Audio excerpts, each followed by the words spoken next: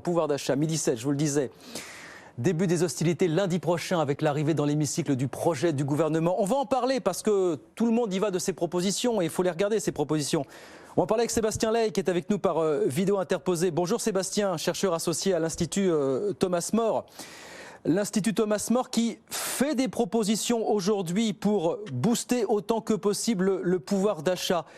Vous dites notamment qu'il faut associer au maximum le pouvoir d'achat au travail. Quelles sont les propositions que vous formulez à l'intention du gouvernement, Sébastien?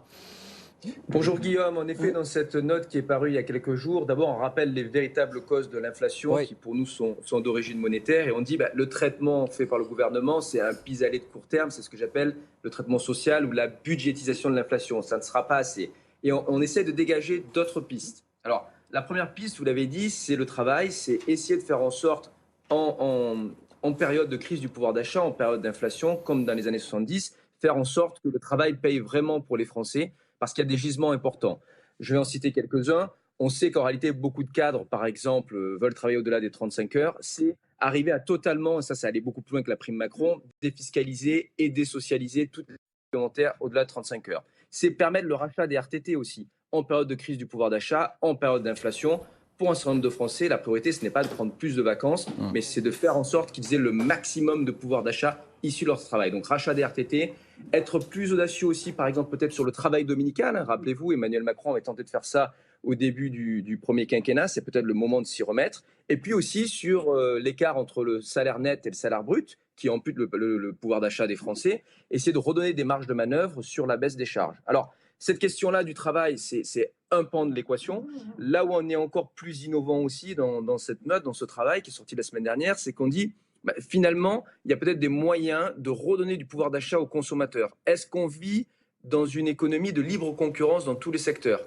On sait que ce n'est pas forcément le cas. Par exemple, pendant des années... Mais encore sur l'économie de rente, dans l'économie de rente dans bien des secteurs, c'est ça que vous dites en creux, Sébastien, aujourd'hui. Exactement, ça, on reprend un peu tout ce qui a été fait sur les dernières années par UFC Que Choisir. Oui. Rappelez-vous, pendant des années, UFC Que Choisir s'est battu sur la question de la liberté de l'assurance emprunteur.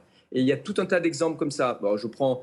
Ça vous paraît peut-être anecdotique, mais par exemple, quand vous voulez changer les pièces de votre carrosserie automobile, vous êtes lié avec votre constructeur. Si on avait la possibilité de s'adresser à tout vendeur de pièces de carrosserie, les ménages français, si on compare avec les autres pays qui avaient une libre concurrence dans ce secteur-là, on pourrait économiser 1 milliard. Donc il y a tout un tas de mesures comme ça qu'on a commencé à lister et qu'on continuera à lister dans d'autres travaux sur la banque, l'assurance, les télécoms. Il faut le faire, c'est le moment d'y aller parce que c'est le moment de redonner du pouvoir d'achat aussi aux consommateurs en France. Oui, si on synthétise tout ça, on parle quand même d'un gros Big Bang, ne serait-ce que sur les questions fiscales. Là, vous parlez quand même d'un Big Bang. Alors, est-ce que ça se chiffre, tout ça, Sébastien? Le chiffre n'est pas une fin en soi, mais quand même. Sur la fiscalité, on n'a pas été extrêmement ambitieux parce qu'on dit deux choses. Quelque chose d'assez classique qui est dit d'ailleurs par d'autres groupes politiques, c'est que, par exemple, sur les carburants, c'est le moment effectivement de baisser la TVA sur la TICPE. Oui. Ce sont plutôt des anomalies, des TVA sur des taxes qui existent, etc. C'est sans commune mesure avec le coût du paquet pouvoir d'achat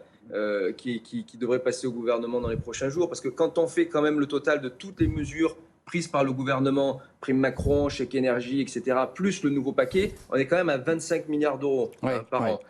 C'est assez impressionnant ce chiffre parce qu'on dit, vous avez cité les chiffres de l'inflation, en réalité, moi je me base plutôt sur les mesures Eurostat. Eurostat dit en juin, en 12 mois glissés, on était à 6,5% d'inflation en France. Donc on voit bien qu'on a un différentiel d'1 point par rapport aux autres pays européens. Mais je pense que c'est aussi parce qu'on est un peu décalé dans le cycle économique. On va y venir. Moi, je pense qu'à la rentrée, on sera à 8-9% d'inflation en France, et aisément, comme en Espagne, comme aux États-Unis, comme en Allemagne finalement. Et en fait, on est en partie protégé, quelques pouillèmes, je dirais presque 1%, par la budgétisation de l'inflation, par le traitement social de l'inflation. On a deux points de moins que la zone euro. On a 2 points de moins que la moyenne de la zone euro aujourd'hui, Sébastien. Non, un peu moins, parce que 6-5. Mais encore une fois, on est aussi décalé un petit peu dans le cycle économique. C'est-à-dire qu'au niveau du rebond économique, on est décalé et l'inflation, elle a suivi la forte croissance post-Covid. Donc on en reparlera. Moi, je pense qu'on va atteindre un plateau aux États-Unis d'abord et en Europe. Et nous, on atteindra le plateau plus tard. Ce qui veut dire qu'on a encore... malheureusement, des marges de manœuvre négatives, c'est-à-dire qu'on a encore plusieurs mois d'augmentation de l'inflation possible en France.